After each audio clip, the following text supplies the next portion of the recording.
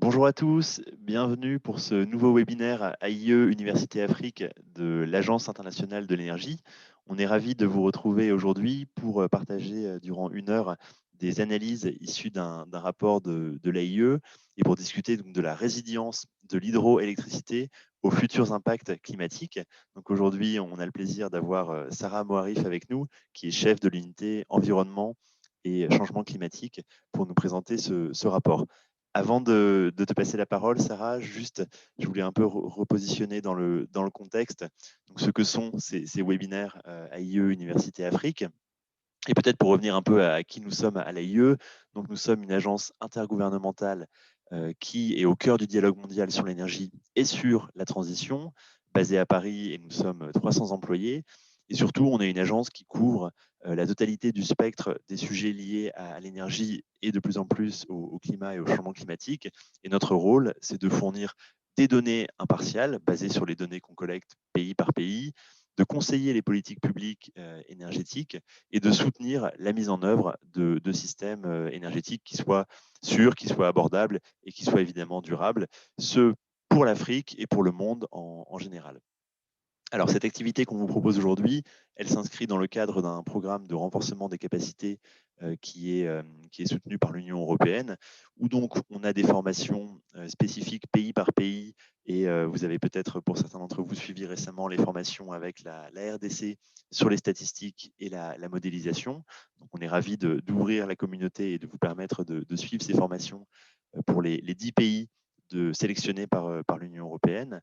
Mais par ailleurs, on a d'autres activités, notamment ces webinaires et d'autres activités en ligne dont on vous parlera régulièrement.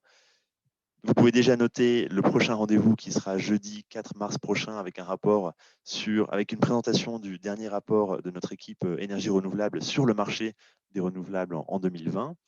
Et par ailleurs, si vous voulez vraiment avoir toutes les informations sur ces événements et d'autres informations en lien avec nos activités sur l'Afrique, n'hésitez pas à rejoindre nos groupes WhatsApp et notre communauté LinkedIn et à me contacter à l'issue de cette session pour avoir les infos.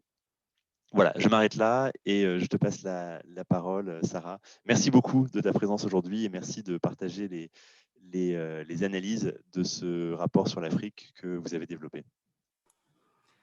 Merci beaucoup Arnaud. Donc bonjour tout le monde. Je vais juste commencer à partager mon écran. Est-ce que vous le voyez? Oui, super, ok. Voilà, donc comme Arnaud a dit, je m'appelle Sarah Moarif, je suis chef de l'unité sur l'environnement et le changement climatique. Et c'est une unité au sein de l'AIE qui travaille avec des équipes partout dans l'AIE sur des questions plutôt de politique publique dans le domaine de climat et de l'environnement et un peu le lien entre les priorités énergie, climat, environnement. Et je vais vous parler aujourd'hui du coup d'un rapport que nous avons fait qui s'inscrit dans une série en fait de rapports sur les impacts climatiques, sur l'hydroélectricité en particulier, mais qui fait partie du coup de notre travail un peu plus global sur ces impacts. Donc, comme Arnaud a expliqué, l'AIE est vraiment une agence qui est au cœur du dialogue sur l'énergie, sur la transition énergétique. Mais comme nous essayons vraiment de pouvoir traiter de tous les sujets qui sont importants pour l'énergie, nous voulons aussi, et nous sommes aussi activement en train de travailler sur comprendre les impacts climatiques des changements que nous voyons déjà et les changements à venir sur le secteur énergétique, ce que cela veut dire et comment est-ce que surtout les gouvernements et d'autres acteurs peuvent se préparer pour cela. Donc, quand on parle de résilience, ça fait vraiment référence à la capacité du système, dans ce cas-là, du système électrique, ou ça peut être plus large, du système énergétique, d'anticiper les chocs, de pouvoir absorber ces chocs, de pouvoir s'adapter et après un choc, pouvoir se remettre de ce choc. Et donc la résilience est un terme assez large et là c'est vraiment utilisé dans le sens de la résilience contre tout ce qui est impact climatique. Et les impacts font vraiment référence aux conséquences de ce changement et qui ont des impacts vraiment physiques et donc aussi qui s'étendent sur d'autres aspects de la vie. Et la résilience, c'est pouvoir gérer ces impacts. Et pour ce rapport donc, sur l'hydroélectricité, nous avons vraiment essayé de voir comment est-ce que, quels sont ces risques, quels sont les vrais risques, quels peuvent être les impacts de changement climatique et surtout, que sont les mesures pour la résilience. Donc, il y a une partie qui était une analyse quantitative, qui compare des scénarios basés sur des séries de modélisation. Et après, basé sur cela, de discuter qu'est-ce que cela veut dire et comment est-ce que les pays et d'autres acteurs peuvent se préparer pour ces changements potentiels, comment est-ce que ça peut impacter les décisions que les pays prennent. Et nous travaillons aussi sur d'autres sujets. Cette idée de la résilience a été inclue dans un rapport sur l'Afrique du Nord. Et nous travaillons aussi en particulier vraiment dans le cadre de la sécurité énergétique, la sécurité électrique, sur comment la résilience et les impacts climatiques sont importants. Et il y aura un autre rapport au cours de l'année qui sortira vraiment sur la sécurité électrique. Sur cela, je voulais vous montrer ce graphique qui vient d'un rapport de l'IFDD, un papier très, très bien sur le système électrique face au changement climatique, qui explique un peu pourquoi les changements climatiques sont importants pour le système électrique, pour l'infrastructure électrique. Et donc, vous voyez beaucoup d'impacts potentiels sur la consommation, sur la transmission, sur les combustibles eux-mêmes, sur différents types de centrales et des produits de technologies qui produisent l'énergie. Et vous voyez qu'il y a deux types en fait d'impacts. Donc, il y a des impacts qui peuvent créer des événements qui peuvent interrompre l'énergie. Donc, on parle vraiment d'inondations, d'événements extrêmes, de cyclones, d'événements, des tempêtes qui deviennent de plus en plus fréquents et de plus en plus violents, de plus en plus intenses. Et cette tendance a du coup des vrais impacts sur les infrastructures. Et il y a ensuite le réchauffement plus long terme et continu qui du coup a des impacts sur l'efficacité, sur la demande énergétique et voilà, est un effet à plus long terme et plus régulier qu'il faut aussi gérer en même temps que voir s'accroître des événements plus extrêmes. Et donc, tout ça sont des choses à gérer. Et vous voyez que l'hydroélectricité aussi est mise en avant dans ce graphique parce que c'est quand même une source d'énergie qui dépend beaucoup du climat, du niveau de précipitation. Et les effets peuvent être très variés selon les régions. Donc, soit si l'impact climatique augmente beaucoup les précipitations, cela peut avoir des effets sur l'inondation, le débit, ou au contraire peut rendre plus de sécheresse et impacter aussi beaucoup l'hydroélectricité. Alors pourquoi est-ce qu'on s'est intéressé à l'hydroélectricité en Afrique? Pour commencer, parce que comme j'ai dit, c'est une série en fait qui s'inscrit et nous avons regardé récemment cette même question dans la région sud-américaine. Et cette année, nous allons le faire aussi pour des parties d'Asie. Donc, pourquoi l'Afrique? Déjà, c'est un des continents, une des régions qui est très sensible au changement climatique. Donc, selon les analyses du GIEC, la température moyenne de l'Afrique a augmenté beaucoup sur le siècle dernier et sur les dernières décennies. Mais surtout ils estiment que sur la région africaine, sur le continent, cette température peut augmenter plus rapidement potentiellement que la moyenne mondiale. Donc, dans des scénarios où on n'arrive pas à réduire nos émissions et qu'on pourrait avoir, par exemple, un excès de température près de 4 degrés, la température moyenne de l'Afrique serait peut-être 4 degrés au-dessus de la moyenne de la période 1986 à 2005, tandis que pour le monde, ce sera moins, ce serait environ 3,7%. Donc ça, c'est une chose à voir. Et aussi, il y a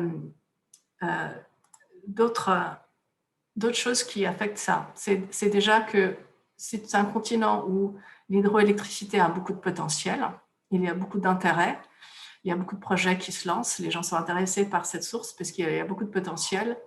Et nous, dans nos scénarios, on estime qu'il y aura une plus grande part d'hydroélectricité sur le continent.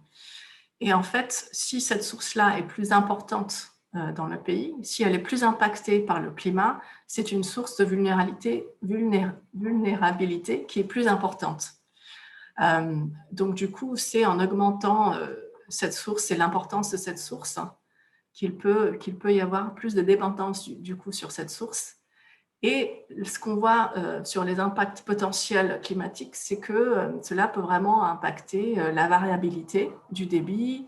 Est-ce que la génération d'électricité, donc parce qu'on peut avoir des effets différents, soit d'inondation, soit de sécheresse. On peut avoir aussi une variation entre les saisons qui peut être plus extrême. Ces choses-là sont un peu plus difficiles à quantifier dans la modélisation, mais tout ça peut vraiment avoir un impact. Et aussi, on peut être dans un contexte où il y a des régions où l'accès à l'eau et l'utilisation de l'eau est déjà sensible. Et en fait, il faut choisir entre l'usage de l'eau. Donc, l'hydroélectricité peut être en concurrence avec d'autres secteurs qui utilisent aussi l'eau. Et si on est dans un contexte de sécheresse et de manque, ben, cela devient plus important et plus important à gérer. Donc, sur cette étude, ce qu'on a fait, c'est qu'on a essayé avec des partenaires scientifiques qui ont fait les études et utilisé les modèles qui existent, essayer de voir quels peuvent être les changements dans les facteurs de capacité de centrales d'hydroélectricité entre 2020 et jusqu'à la fin du siècle. Parce que voilà, ce sont aussi des infrastructures qui durent très longtemps, qui peuvent durer très longtemps. Donc, on a étudié 13 pays, donc qui couvrent un certain pays du bassin du Nil, l'Égypte, l'Éthiopie, le Kenya, le Soudan et l'Ouganda, quelques pays du bassin du Congo et du Zambézie, le RDC, Malawi, Mozambique, Tanzanie, Zambie et Zimbabwe. Et on a eu seulement un pays de l'Afrique du Nord, le Maroc, et un pays de l'Afrique de l'Ouest, le Ghana. Donc voilà, on a quand même les pays qu'on a sélectionnés comptent 63% de la capacité installée totale de l'Afrique.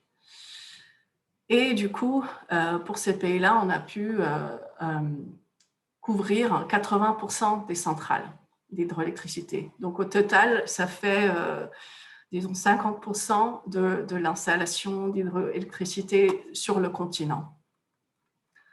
Et donc, ça ne couvre pas du coup tout le continent, mais c'est 50%. Et je peux vous expliquer plus tard, c'est surtout des installations qui sont plus grandes, mais je peux vous donner plus de détails sur ça après. Et ce qu'on a fait du coup, c'est vraiment utiliser beaucoup de différents types de modèles qui sont utilisés par les scientifiques pour essayer d'estimer les impacts du climat futur. Donc, c'est des modèles de circulation, des modèles hydrologiques, et faire des combinaisons de ces modèles-là pour avoir plusieurs scénarios et voir un peu où est-ce qu'elles tombent. Et cela a été mélangé avec voir comment ces modèles fonctionnent sous deux scénarios, donc, qui sont liés à des émissions de gaz à effet de serre et à des changements de température qui sont associés à ces émissions. Donc, du coup, on a pris pour regarder deux scénarios. Donc, pas des scénarios très extrêmes en termes d'émissions. Donc, il y en a un qui aura un résultat de réchauffement qui pourrait être en dessous de 2 degrés, qui est en partie donc l'objectif de l'accord de Paris, une des objectifs de l'accord de Paris. Donc, ça, c'est que la température reste en moyenne sous 2 degrés d'ici 2100, donc d'ici la fin du siècle. Et l'autre où on a en fait un réchauffement qui est près de 3 degrés. Donc là, les émissions s'arrêteraient vers la deuxième partie du siècle et puis baisseraient. Mais bon, ça, c'est c'est pas forcément important de savoir la trajectoire exacte, mais c'est à peu près dans ces eaux de température-là. Donc, ce qu'on voit, c'est que dans les deux scénarios, si on regarde les facteurs de capacité moyens, le facteur moyen sur les centrales, sur cette période par rapport à la période de référence. Donc, la période de référence, c'est les 20 ans. C'est 20 ans de 2010 à 2020, à 2019. Ben, on voit qu'il y a en moyenne une baisse quand même. Et cette baisse s'accroît vers la fin du siècle. Donc ça, c'est peut-être à prévoir. Et on dirait que du coup, cette baisse est d'à peu près 3%. Alors, ce chiffre 3%, ça paraît faible. On dirait, OK, c'est quand même un impact qui est, au moins pour les centrales qu'on a, qui est assez gérable potentiellement. Mais elle masque quand même beaucoup de différences régionales et nationales. Du coup, si on regarde dans les deux scénarios sur des pays qu'on voit, donc, et désolé, les noms des pays sont en anglais, mais je pense que ça se comprend. Là, on a les différences pour le scénario en dessous de 2 degrés. Donc, on voit quand même qu'il y a une grande variabilité selon les pays et que pour certains pays, cela entraîne une augmentation potentiellement de la capacité selon l'impact sur la précipitation, et que pour d'autres pays, c'est une baisse, et potentiellement une baisse importante, ou une baisse qui doit être gérée. Et même dans le scénario où le réchauffement est plus près de 3 degrés, le niveau de baisse est globalement pareil, mais en fait, elle peut être très différente pour des pays individuels. Et on voit que plus on a de réchauffement, quand même plus ces impacts sont importants. Donc, même si en regardant la moyenne, on voit que c'est à peu près pareil, ce n'est pas vraiment un chiffre qui vous dit quel serait l'impact pour les pays et pour les zones vraiment précises. Parce qu'on voit qu'il y a quand même beaucoup plus d'impact quand dans le scénario 3 degrés, que cela varie beaucoup. Voilà.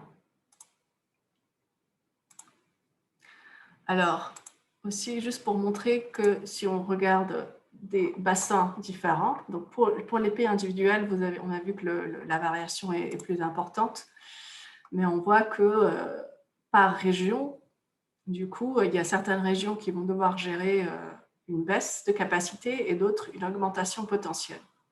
Mais dans tous ces cas-là, il faut prévoir ce changement, et aussi qu'il y a une différence vraiment entre les régions et qui vont devoir gérer des choses différemment. Et on peut avoir des baisses de jusqu'à 7% dans certaines régions, qui peut être quand même important à gérer.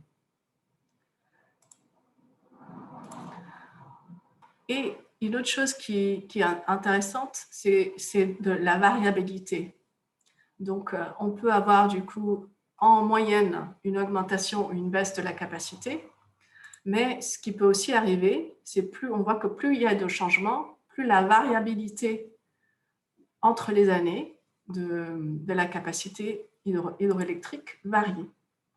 Et du coup, plus on a de réchauffement, plus cette variabilité est importante. Après, il y a aussi sur des analyses pays qui ont été un peu plus étudiées, on peut voir qu'il peut y avoir une variabilité intersaisonnale entre les saisons sèches et les saisons pluviales, qui peuvent aussi être beaucoup plus fortes sous des changements de température et le réchauffement futur. Ça, sur le niveau des modèles qui ont été utilisés pour cette étude, a été difficile à cerner, mais ça peut aussi être un facteur important à gérer pour vraiment une centrale particulière et dans un pays particulier. Et en fait, du coup, en général, plus il y a de réchauffement, plus il y a de risques et plus il y a d'impact et des choses à gérer. Donc ça, c'est un message peut-être qui semble évident, mais voilà, c'est vraiment quelque chose qu'on voit dans les analyses qu'on a et dans les études scientifiques qui existent aujourd'hui. Et c'est important de tenir en compte. Et donc, je voulais du coup vous parler un peu des mesures pour renforcer la résilience. Donc, il y a 2 types de mesures en général. On peut avoir des mesures où c'est on dit que c'est des mesures douces ou peu contraignantes parce que c'est vraiment sur la planification, la gestion opérationnelle, avoir une meilleure compréhension des risques, avoir une meilleure coordination entre des acteurs pour pouvoir planifier ou gérer quand il y a un problème opérationnel. Après, donc c'est considéré comme des mesures douces parce qu'on peut les mettre en œuvre, mais ça ne veut pas forcément dire qu'elles sont faciles à mettre en œuvre et ça peut demander un vrai effort et des vrais investissements de temps, de ressources, d'énergie, de planification. Après, ce qu'on appelle les mesures strictes, c'est vraiment des mesures d'ingénierie où on regarde quels sont les risques pour l'infrastructure, quelles sont les choses structurelles, techniques, la taille de certaines parties de l'infrastructure qu'on peut changer, améliorer, si vraiment on sait qu'il y a certains risques. Donc peut-être plus facile à mettre en œuvre au début d'un projet ou quand on réfléchit à la construction d'infrastructures nouvelles. Et bien sûr, il faut que ces mesures-là soient adaptées. Dans le papier de l'IFDD aussi sur ça, il y a certaines études de cas à la fin qui sont très intéressantes et qui montrent un peu qu'il faut vraiment adapter comment on prépare la résilience compte tenu de la situation du pays, de ses centrales et des impacts qu'ils vont subir et du risque. Parce que potentiellement, il peut y avoir un gros impact sur l'hydroélectricité, mais peut-être que ce n'est pas une source extrêmement importante d'électricité dans le pays et que du coup, l'exposition à ce risque-là n'est pas excessive et peut être gérée différemment que si c'est vraiment 80% de son électricité. Donc, il y a des choses différentes qui se font. Donc, il y a beaucoup d'obstacles pour améliorer la résilience en Afrique, mais comme ailleurs, honnêtement. Donc déjà, et ça, c'est peut-être quelque chose qui est plus fort en Afrique que certaines autres régions, c'est le manque de données et d'informations. Donc ça, c'est difficile parce que, en fait, la modélisation sur ce sujet-là qui sont utilisés sont des modèles souvent globaux, donc qui sont faits pour le monde entier. Et il y a moins de modèles qui sont faits sur un niveau régional. Cela demande plus d'informations. Et il y a eu des importantes avancées où on peut prendre des modèles globaux et faire ce qu'on appelle du downscaling, où on essaye du coup, accroître avec d'autres données l'application de ces modèles sur un niveau régional. C'est ce qui a été fait dans le cadre de cette étude, par exemple, où ils ont pris des modèles globaux et ils ont essayé de regarder en particulier comment cela a été fait sur le niveau régional. Mais il y a un souci dans certaines régions, c'est que ces modèles climatiques se basent sur des données historiques. Donc, une des manières dont elles fonctionnent, c'est qu'on y met beaucoup de données sur l'état actuel et historique du climat, des flux d'eau, de la précipitation, etc. Et que du coup, dans le continent et dans plusieurs régions africaines, il y a eu une manque de ces données et de ces informations. Et du coup, cela impacte la capacité de bien faire une bonne modélisation sur cette région. Et il y a, surtout dans certaines régions, vraiment beaucoup de débats et des modèles qui donnent des informations différentes sur les niveaux de précipitation, par exemple dans le Sahara ou dans la région dans le sud de l'Afrique. On a eu ce même problème dans certaines parties de l'Amérique du Sud avec l'Amazonie qui est compliquée à modéliser et du coup on peut avoir des résultats assez différents de ces exercices. Donc ça, c'est déjà un obstacle parce qu'on essaie d'avoir les meilleures informations possibles et dans certains cas, il faut faire avec ce qu'on a et il y a bien sûr des efforts pour améliorer ça qui sont en continu. Et après, c'est pas forcément, c'est pas évident de vraiment prendre des décisions ou faire des investissements qui améliorent la résilience. Parce que, en fait, souvent, ce sont des investissements qui sont pour le futur, qui auront un impact et un bénéfice vraiment dans les décennies à venir, mais c'est de l'argent qu'on doit dépenser maintenant. Et les bénéfices de cette résilience sont un peu diffuses et pas forcément faciles à identifier, tandis qu'il faut comprendre qui doit payer.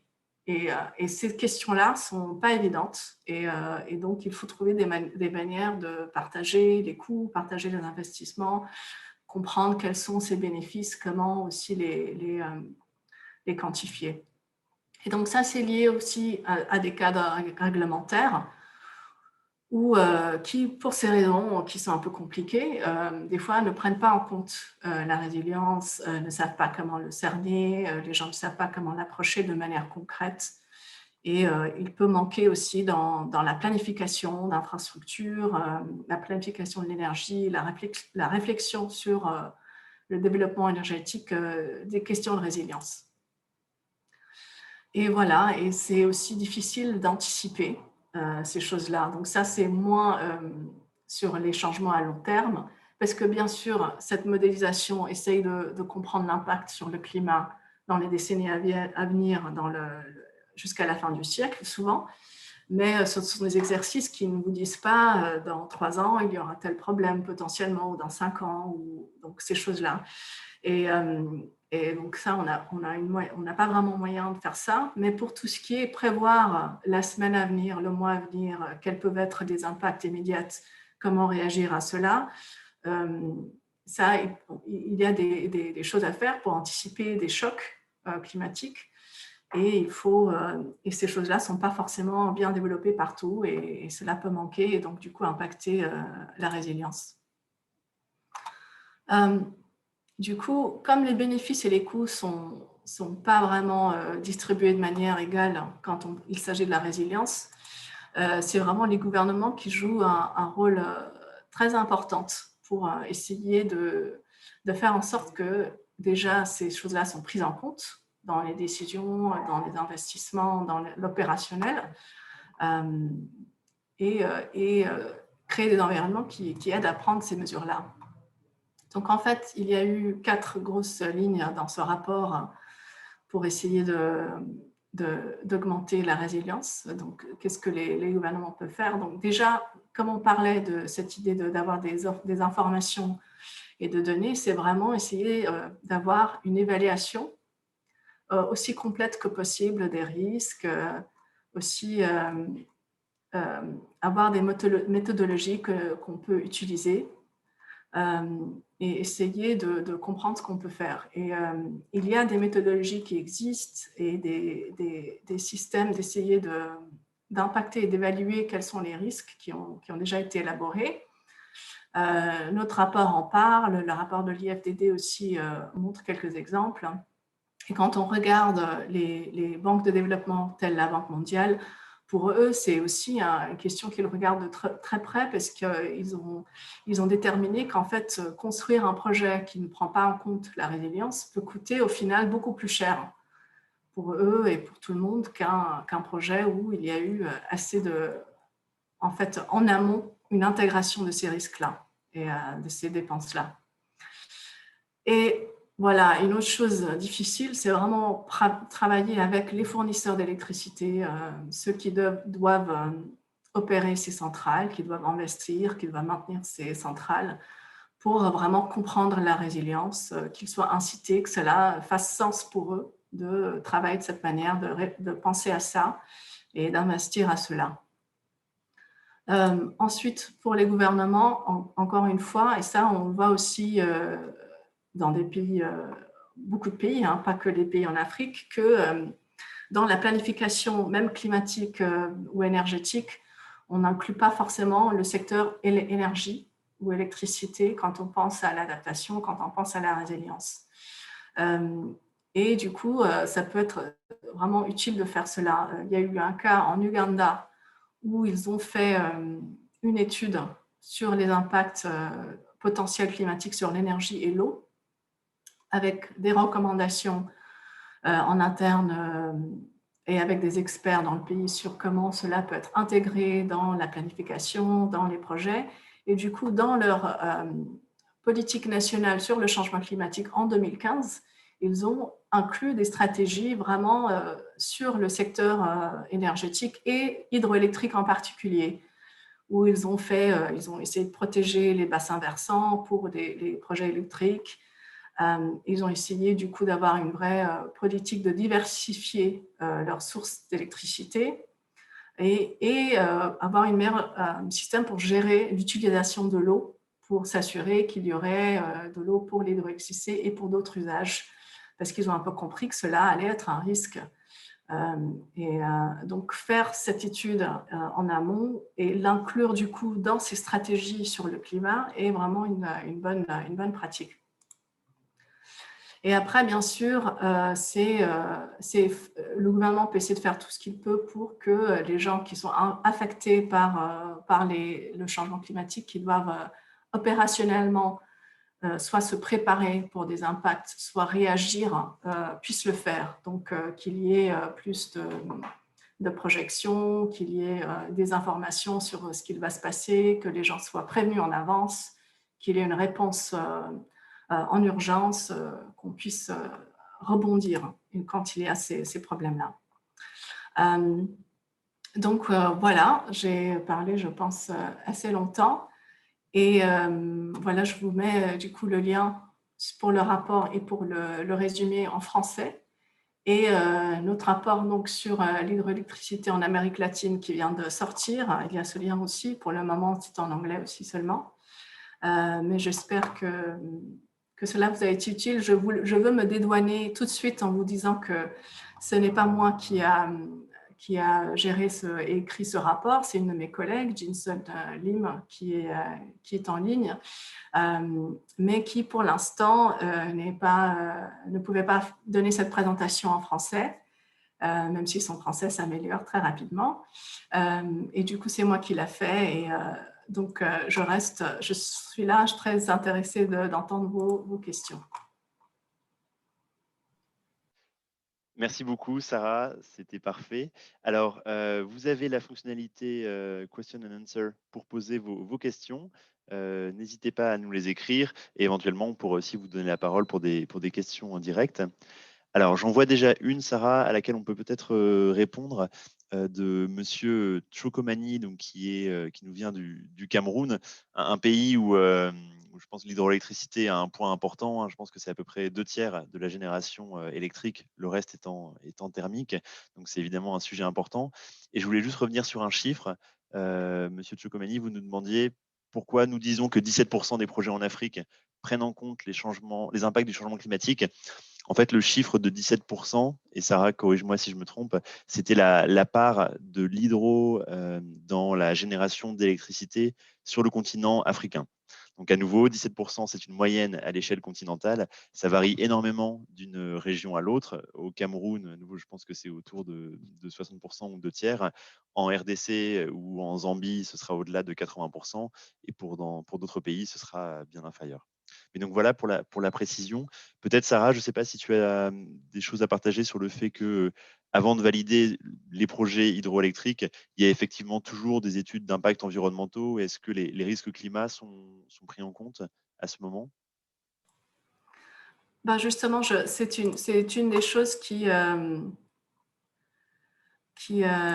varie beaucoup. Donc, il y a certains pays, dont certains pays européens, qui ont commencé à vraiment essayer d'inclure les impacts futurs climatiques quand ils planifient, pas que les infrastructures en général. Et les États-Unis aussi ont vraiment essayé d'être précurseurs sur ce sujet. Mais ce n'est pas une pratique qui est forcément répandue. D'abord parce qu'il faut bien comprendre les impacts, il faut essayer de comprendre quels peuvent être ces impacts. Des grosses compagnies et de boîtes qui sont producteurs hein, d'électricité essayent de le faire hein, à leur échelle aussi. Mais c'est quelque chose qui n'est pas évident. Et nous, quand on avait fait des réunions sur ce sujet pour préparer ce rapport, il y a aussi eu beaucoup de banques de développement, banques d'investissement internationales publiques, pour qui cela est un grand sujet. Et eux aussi, ils travaillent vraiment aussi pour essayer de comprendre ces impacts, parce que c'est un vrai, ça change vraiment la donne pour eux, parce que ce sont des infrastructures qui durent longtemps et qu'ils veulent pouvoir incorporer. Donc, il y a des méthodologies, même je ne sais pas en français, mais c'est l'Association internationale d'hydroélectricité, a aussi développé toute une méthodologie pour essayer d'évaluer les projets hydroélectriques, pour essayer de comprendre quels peuvent être ces impacts. Et je pense qu'il y a même un cas dans le papier de l'IFDD qui parle de ça, dans un pays qui ont utilisé cette méthodologie et qui ont essayé de comprendre quels pouvaient être leurs risques et qu'est-ce que cela veut dire. Donc, ce n'est pas quelque chose qui est fait de manière systématique partout, mais de plus en plus. Quand il y a cette idée qu'il ne faut pas juste se baser en fait sur les données historiques quand on prévoit ce type d'infrastructure, mais essayer de comprendre quels peuvent être les changements à venir. Donc, c'est quelque chose qu'on voit sur des projets individuels qui se font de plus en plus, mais ce n'est pas, quelque chose qui se fait forcément de manière vraiment dans la réglementation et dans les normes d'évaluation partout. Merci beaucoup, Sarah.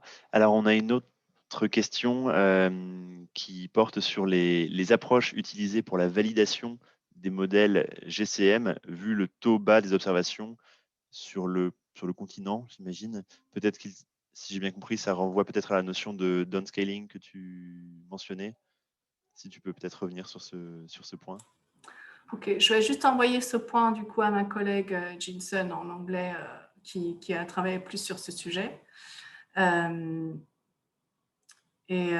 je vais faire ça, mais juste en attendant, peut-être que je vais revenir à cette question pour vous dire qu'une des manières qu'elle avait géré ça, c'est vraiment d'utiliser un nombre maximum de types de modélisation. Donc, pas seulement utiliser un ou deux modèles de circulation ou modèles hydrologiques, mais en prendre 4, en prendre 5.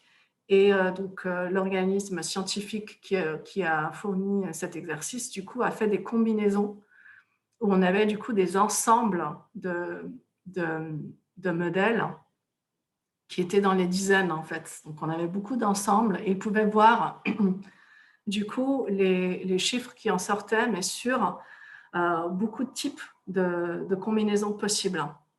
Et en fait, comme il y a du coup des incertitudes, surtout dans certaines régions et des manques de modélisation précise pour la région, prendre en fait le nombre maximum et voir en fait quels sont vraiment, quand tu regardes tous les modèles, quelles sont vraiment les zones où on voit qu'il y a des chiffres qui se ressemblent et qui sont du coup peut-être plus fiables. C'est un peu l'approche qu'ils ont pris. Et ne pas se baser, vraiment le risque c'est de prendre que quelques études ou quelques types de modélisation parce qu'on peut avoir, si on n'en prend que quelques-uns, on peut avoir des résultats qui sont très différents, mais si on prend vraiment un grand ensemble, on arrive à mieux voir où il y a des zones de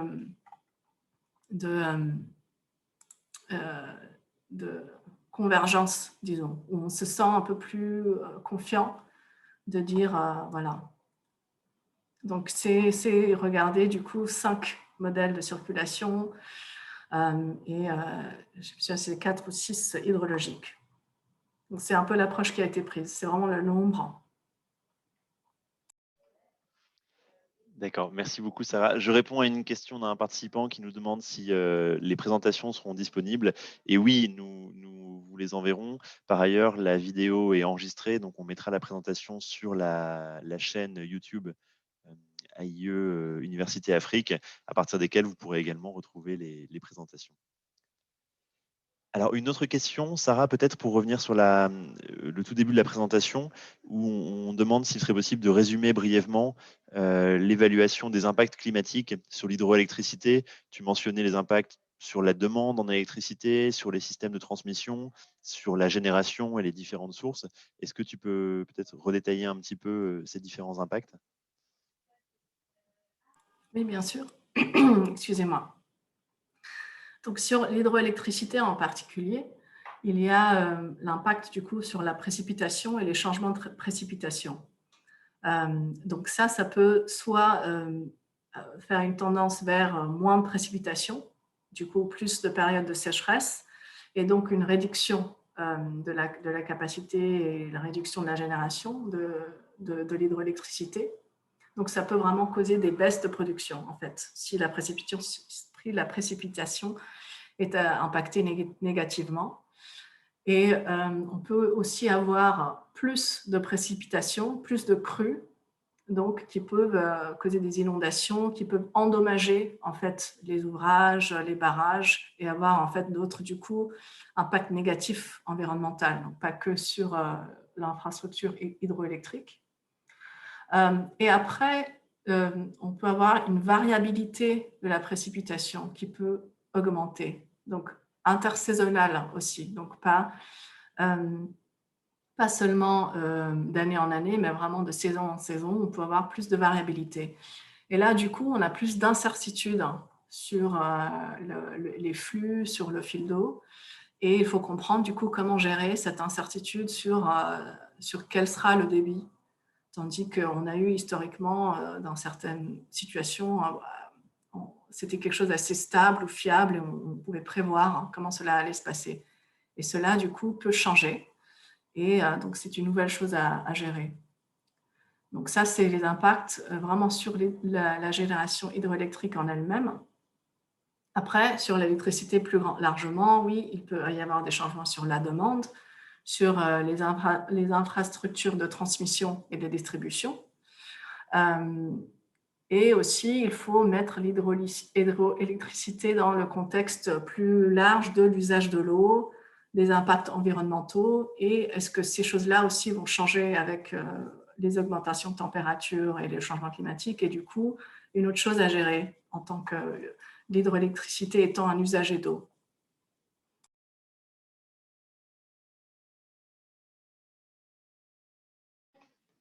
D'accord, merci beaucoup Sarah.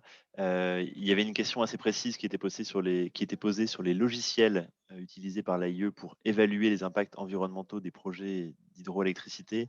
Et donc notre collègue Jin Soon, qui a vraiment mené cette enquête, nous répond qu'on a utilisé des modèles CMIP5.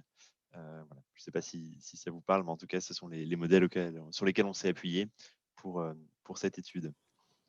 Il y a Oui, une autre... Pardon, vas-y. pardon, juste pour expliquer, du coup, cette étude a été donc faite courant 2019. Donc, elle s'est basée sur CMIP5, c'est donc l'ensemble des modèles qui sont coordonnés par le GIEC, pas faits par le GIEC, mais coordonnés par le GIEC. Donc, ce sont des ensembles de modèles qui sont faits par des centres partout dans le monde qui utilisent différents paramètres. Mais cela a été basé vraiment, et ce sont un exercice qui est fait pour donc les évaluations du GIEC sur le climat qui se font du coup régulièrement.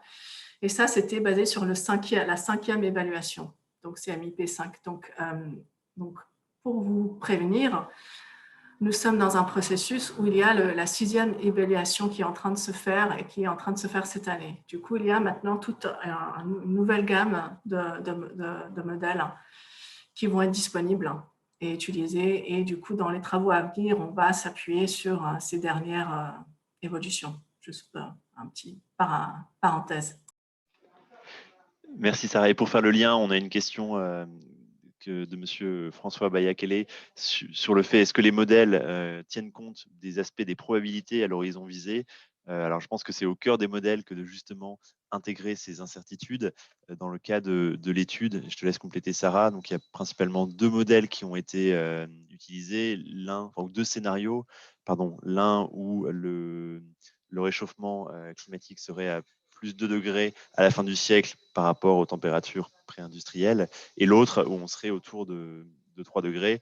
Donc, dans ces deux scénarios un peu simplifiés, cela intègre évidemment beaucoup d'hypothèses différentes, d'analyses de sensibilité et d'études de probabilité. Oui, en fait, en fait, c'est pas nous du coup qui faisons ces modèles-là, mais elles intègrent, en fait, elles sont un peu basées sur une évaluation de risque et de probabilité. Donc, elles sont un peu faites comme ça. Donc, même l'évaluation des températures est basée sur des probabilités d'atteindre ou de pouvoir limiter ces températures basées sur un niveau d'émission de gaz à effet de serre et différents facteurs. Donc, ce sont des exercices assez complexes donc que nous ne menons pas nous-mêmes, mais que nous utilisons et nous essayons de nous assurer d'avoir un résultat fiable en regardant vraiment l'ensemble de ce qui existe, qui est assez varié et qui prend en compte donc différents facteurs. Pardon, j'ai vu une question sur les interconnexions régionales.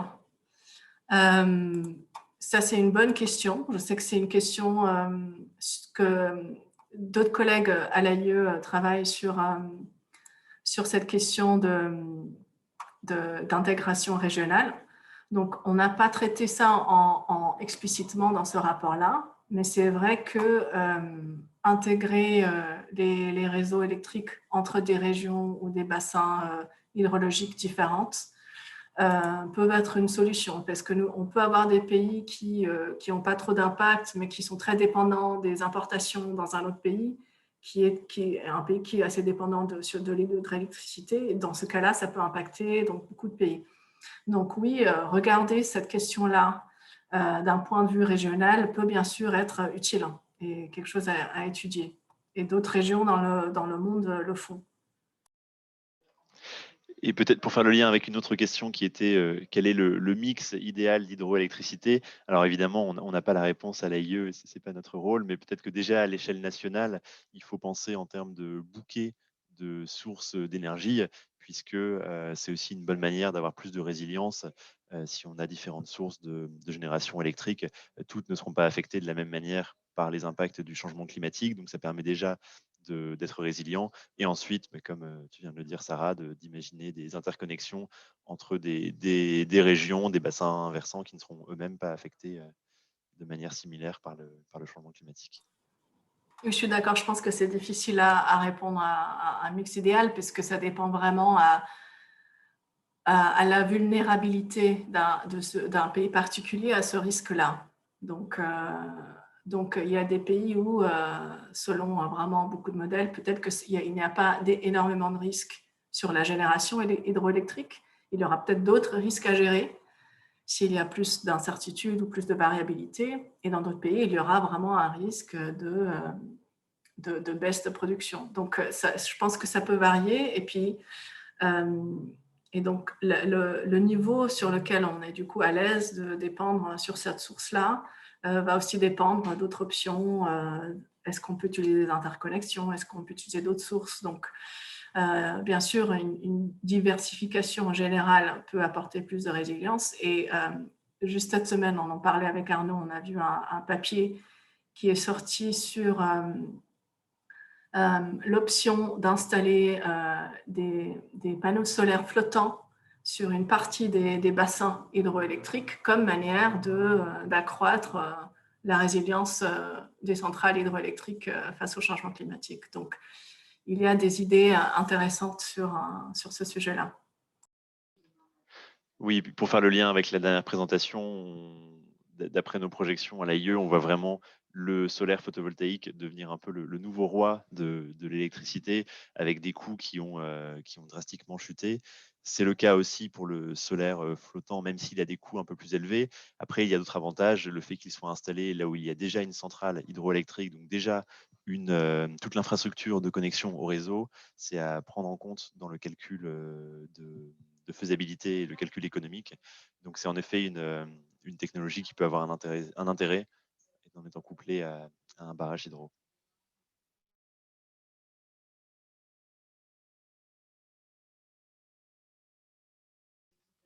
Alors, on a une question sur la notion de coût de l'eau. Je pense que ça fait référence à ce que tu décrivais, Sarah, sur les différents usages de l'eau et la concurrence qu'on peut avoir pour l'eau douce. La question, c'est quelle est son importance dans l'élaboration des projets hydro, des projets de barrage? Est-ce que tu aurais des éléments? Alors, ça, ce n'est pas une question sur laquelle à l'AIE on est expert, parce que le coût de l'eau, c'est vraiment un problème de gestion environnementale économique qu'on a vu avec surtout nos collègues de l'OCDE qui travaillent beaucoup sur ce sujet-là. Et c'est vrai que c'est une notion importante. Dans beaucoup de pays, l'eau n'a pas de coût, et l'eau, pour certains usages et certains usagers, n'a pas de coût, dont souvent le secteur électrique. Donc ça, c'est une question environnementale et sociale à voir, mais c'est une question assez complexe. Donc je sais que souvent, pour le moment, c'est disons, un bien avec des vrais bénéfices et de coûts environnemental et social ce coût-là n'est pas forcément reflété dans les transactions autour de l'eau. Donc, je pense que c'est une question importante, mais je ne pourrais pas vraiment rentrer dans ce sujet-là. Je ne suis pas experte sur la gestion de l'eau en elle-même et comment refléter le vrai coût de cette eau dans l'usage qu'on en fait. Alors, il nous reste un peu de temps, donc si vous avez d'autres questions, n'hésitez pas à continuer. Je vois une question, du coup, sur le fait 3 degrés en moyenne à horizon 2000 à la fin du siècle dans un scénario plus 3 semble limité. Est-ce qu'on peut conclure que dans l'ensemble, la production hydro est plutôt résiliente? Et bien justement, je pense que ce que nous, on a vu, c'est qu'on pourrait en conclure cela, mais cela masquerait le fait que pour certains pays qui ont peut-être des baisses de 8% ou plus, cela est un vrai facteur de risque. Et peut-être que regarder une moyenne régionale sur des bassins différents n'est peut-être pas justement le bon chiffre. Parce que quand on regarde ce que ça veut vraiment dire en termes de risque ou d'impact et de mesures de résilience, justement, cela n'est peut-être pas énorme en moyenne, mais pour certains pays et certains bassins, cela peut être vraiment important et quelque chose à tenir en compte et quelque chose à creuser. Peut-être le chiffre en moyenne semble bas, mais il y aura des questions de variabilité qui font qu'il faut quand même changer la manière dont on opère ces installations. Donc, encore une fois, je pense que c'est l'idéal, c'est vraiment comprendre le risque, l'exposition à ce risque-là. Est-ce qu'on est vraiment vulnérable? Est-ce que ça va vraiment impacter notre économie, notre génération d'électricité? Qu'est-ce qu'on peut en faire? Et prendre ces décisions-là dans le cadre de ce que sont ces vrais risques. Donc, je ne pense pas qu'on peut conclure en général que l'hydraulicité est assez résiliente partout. Donc, peut-être dans certains pays, elle l'est, et que justement, et que même c'est une source qui pourrait rester importante. Et dans d'autres, cela n'est pas le cas. Donc, je pense que justement, ce qu'on a vu, c'est que même si on pense que c'est bas, c'est mieux de creuser un peu plus. Et même et justement, il y a eu le cas dans le papier IFDD montre que même un pays qui pense qu'il a moins de risques, quand on se base sur des évaluations plus poussées, on peut voir qu'il y a quand même des choses qu'on n'a pas vues ou des choses à tenir en compte. Donc, je dirais que la conclusion, c'est vraiment, ça nous a un peu ouvert les yeux sur le besoin de mieux comprendre la situation de chaque pays et de son exposition. Oui, peut-être pour insister encore plus, parce que ça m'a frappé en lisant le rapport. Effectivement, derrière ce 3% qui est une moyenne, il faut avoir en tête que c'est une moyenne continentale. Donc, comme tu viens de dire, Sarah, il y a des régions qui sont beaucoup plus affectées que d'autres, mais c'est aussi une moyenne sur la période 2060-2099. Et on voyait dans l'une des slides que si on regarde la variation qu'il peut y avoir 5 ans par 5 ans ou année par année, dans le cas du Maroc, de mémoire, il peut y avoir une chute de 50% par rapport à la période de référence. Donc voilà, soyons méfiants avec les moyennes. Et puis, il faut aussi garder en tête que l'hypothèse de départ et le scénario sont, comme tu le disais, Sarah, des scénarios peu extrêmes, des scénarios de réchauffement de 2 degrés ou 3 degrés. Dans un scénario avec un réchauffement accéléré, évidemment, les impacts seraient beaucoup plus importants. Oui, on a peut-être essayé de ne pas être trop pessimiste sur ça dans l'étude. Alors, on va arriver au bout de cette présentation. Il y a une question à laquelle on ne va pas répondre maintenant, mais ça fait le lien avec le prochain webinaire, qui est est-ce que les autres types d'énergie renouvelable, solaire et éolien notamment, sont davantage résilients au changement climatique que ne l'est l'hydroélectricité? Je vous propose qu'on garde cette question pour jeudi, enfin le premier jeudi du mois de mars, où on aura notre équipe de l'équipe énergie renouvelable qui présentera le rapport sur l'évolution du marché des énergies renouvelables en 2020. Donc, ils ont regardé en détail comment ces sujets ont évolué en cette année 2020 très particulière et les impacts de la crise du Covid. Et ils ont également réalisé des projections à un horizon de 5 ans. Donc, c'est un pas de temps qui est différent que les projections de la publication WIO dont on a parlé il y a un mois. Et donc, on regardera l'ensemble des énergies renouvelables.